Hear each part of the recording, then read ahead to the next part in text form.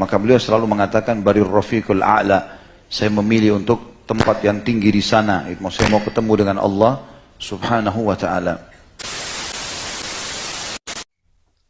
Assalamualaikum warahmatullahi wabarakatuh. Alhamdulillah, wassalatu wassalamu ala rasulillah. Berikut ini ada sebuah hadis tentang Ukasha yang dijamin masuk surga karena telah memeluk Rasulullah Shallallahu Alaihi Wasallam ketika pulang dari Haji Wada. Namun ternyata hadis ini adalah hadis lemah. Bahkan sebagian ulama hadis menyatakan hadis ini adalah hadis palsu. Berikut adalah penjelasannya dari Ustadz. Tapi sayangnya teman-teman kita ini tidak mengetahui kalau riwayat ini adalah riwayat yang tidak benar. Saya sebutkan dulu riwayatnya. Tentang jaminan surga Ukasha radhiyallahu anhu karena mencium badan Nabi alaihi salatu wassalam. Riwayatnya panjang. Karena mencium badan disebutkan Nabi, bahwasanya setelah Nabi SAW pulang dari Haji Wada, maka beliau diberikan pilihan oleh Tuhannya untuk hidup di dunia, memimpin dunia ini menjadi raja dan tetap mati masuk surga, atau beliau meninggal dunia. Maka beliau selalu mengatakan barir rafiqul a'la, saya memilih untuk tempat yang tinggi di sana, saya mau ketemu dengan Allah subhanahu wa ta'ala. Maka setelah itu Nabi SAW sakit. Waktu beliau sakit, maka beliau mengumpulkan para sahabat, saya ringkaskan riwayatnya, lalu berkata, kalian sudah melihat apa yang kalian lihat, maksudnya dari penyakit saya, faktor umur, gitu kan, sempurnanya agama, apalagi setelah beliau membacakan firman Allah, surah Al-Maidah ayat 3, A'udzu billahi minasyaitonir rajim, al-yawma akmaltu lakum dinakum wa atmamtu 'alaikum ni'mati wa raditu lakumul Islam madina. Hari ini aku sempurnakan agama kalian, nikmatku kepada kalian, dan aku ridho Islam sebagai agama kalian. Jibril alaihissalam mengatakan, hai Muhammad, ini menandakan agamamu sudah sempurna. Maka semua sahabat senang kecuali Abu Bakar. Abu Bakar pun pada saat itu berkata, sambil menangis dia ditanya oleh para sahabat, kenapa anda menangis? Kata Abu Bakar menangis. Kalau ini betul sudah turun firman Allah dan sebagaimana sudah kita ketahui, berarti sebentar lagi Hasan dan Husain akan menjadi anak yatim dan istri-istri Nabi akan menjadi janda. Ya. Dia akan meninggal. Maka sahabat pun pada saat itu sempat menangis mendengarkan kejadian tersebut. Maka Nabi SAW pun naik ke atas mimbar sambil berkata, wahai muslimin, sebagaimana kalian sudah tahu kejadian faktor sakit, umur, sempurnanya agama ini, maka mungkin saya tidak akan lama lagi bersama kalian. Maka saya meminta siapapun yang merasa punya masalah dengan saya atau pernah saya zalimi, maka silahkan tuntut sekarang. Gitu kan? Ada beberapa riwayat yang sahih menjelaskan ada sahabat-sahabat yang sempat menuntut pada saat itu 1 dirham dan seterusnya. Tapi ini semua sudah selesai. Itu riwayat-riwayat yang sahih. Tapi ini kita bahas khusus masalah Ukasha. Dan ini riwayat nanti kita sebutkan siapa saja ulama hadis yang mendhaifkannya. Bahkan dianggap ini hadis yang maudhu sebenarnya. Bahwasanya Ukasha bin Muhsin berdiri. Lalu berkata, ya Rasulullah, saya dulu waktu pulang peperangan bersama anda, sempat anda ingin memicu unta anda, tapi ternyata pecutan itu tersentuh ke saya pada saat saya ingin merapat dengan anda, sehingga akhirnya tersentuhlah saya dan anda menyakiti saya, Rasulullah. Gitu kan. Maka saya menuntut, waktu itu semua mesti jadi hening. Rasulullah SAW sudah berumur, kemudian juga ya sudah sakit, lalu kemudian siapa yang mau menuntut Nabi SAW? Gitu. Maka Ukasha berdiri mengatakan, ya Rasulullah, ceritanya begini, dan saya menuntut ya Rasulullah.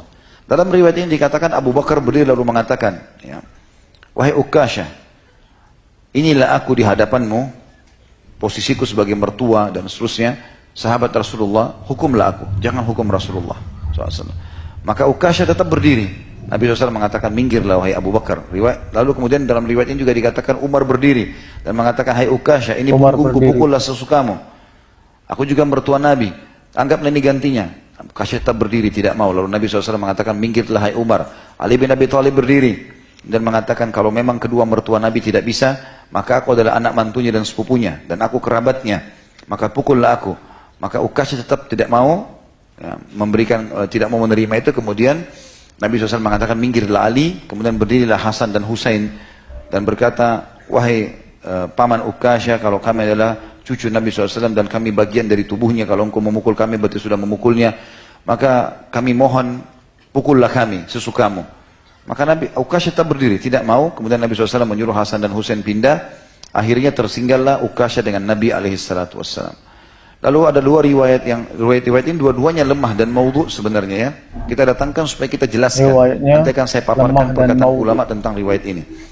Maka berkatalah Ukasyah, riwayat yang satu, ya Rasulullah, bagaimana saya bisa membalas Anda sementara Anda di atas mimbar?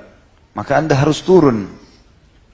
Maka Nabi SAW pun turun. Riwayat yang kedua, Ukasyah mengatakan, ya Rasulullah, waktu Anda mencambuk saya, maka saya dalam kondisi tidak menggunakan baju. Dan ini digarisbawahi oleh para ulama tentang perkataan tidak menggunakan baju. Bagaimana Ukasyah dalam peperangan tidak pakai baju, gitu kan? Tapi jelas dikatakan begitu, maka saya mohon kepada Anda untuk membuka baju. Maka Nabi SAW pun membuka bajunya, kemudian Ukasyah pada saat itu melempar cambuknya lalu memeluk Nabi SAW sambil menangis mengatakan, ya Rasulullah, siapa yang akan mengganggu dan siapa yang akan mencambuk Anda, kekasih Allah, tapi saya hanya sekedar mau menyentuhkan tubuh saya dengan tubuh Anda. Seperti itulah.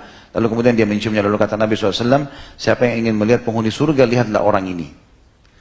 Tapi riwayat ini teman-teman sekalian, saya temukan, disebutkan oleh para ulama-ulama hadis, diantaranya adalah Ibnu Qayyim al-Jauzi, berkata dalam kitab beliau, Zadul Ma'ad, beliau mengatakan, hadha hadis maudhu. Hadis ini adalah hadis yang palsu. Al-Muttaham Abdul Mun'im bin Idris, yang tertuduh dan jelas di kalangan para ulama hadis yang membuat hadis ini palsu ini adalah Abdul Mun'im bin Idris. Dan beliau sebutkan dalam kitab Al-Mawdu'at atau hadis-hadis palsu di jilid 1 halaman 301. Kemudian Al-Haythami juga menyebutkan dalam Majma' Az-Zawaid di jilid 8 halaman 323. Dan ini beliau pun mengatakan bahwasanya hadis ini adalah hadis yang palsu. Juga diriwayatkan At-Tabarani, kata Al-Haythami, hadis ini diriwayatkan juga oleh At-Tabarani dan di dalamnya ada Abdul Mun'im bin Idris, wa huwa kadzdzabun wadda'. Orang ini adalah pendusta dan orang yang suka mengarang-arang hadis. As-Suyuti berkata dalam maudhu, mengatakan hadis ini maudhu di buku beliau, dan beliau mengatakan afathu Abdul Mun'im, dikarang-karang oleh Abdul Mun'im. Al-Lalai juga berkata dalam kitab Al-Mawdu'at di jilid 1 halaman 257 kalau hadis ini adalah hadis palsu. Berikutlah seterusnya, banyak di antara kalangan ulama yang menanggapi riwayat ini, dan walaupun secara kisah histori menarik, apalagi menyentuh ya. Saya pertama membaca riwayat itu saya sempat meneteskan air mata, luar biasa bagaimana Ukasyah melakukan ini. Dan histori lah, pada saat sempat histeri lah masjid dan menangis pada saat itu. Tapi ternyata ulama-ulama menanggapi hadis ini, dan ini sama sekali tidak mengurangi kadar Ukasyah radhiyallahu anhu, hanya saja kita harus berhenti menyampaikan kalau para ulama sudah mengatakan hadis ini tidak benar, walaupun menyentuh ya. Kita harus menyampaikan riwayat-riwayat yang sahih supaya sampai kepada umat riwayat yang sahih, karena tanpa kejadian riwayat ini pun tetap Ukasyah mulia di mata kita. Radhiyallahu anhum ajma'in. Ukasyah tak mulia. Demikian kisahnya Ukasyah bersama Rasulullah. Ternyata hadisnya hadis lemah, bahkan hadis palsu, ditanggapi oleh para ulama. Semoga bermanfaat.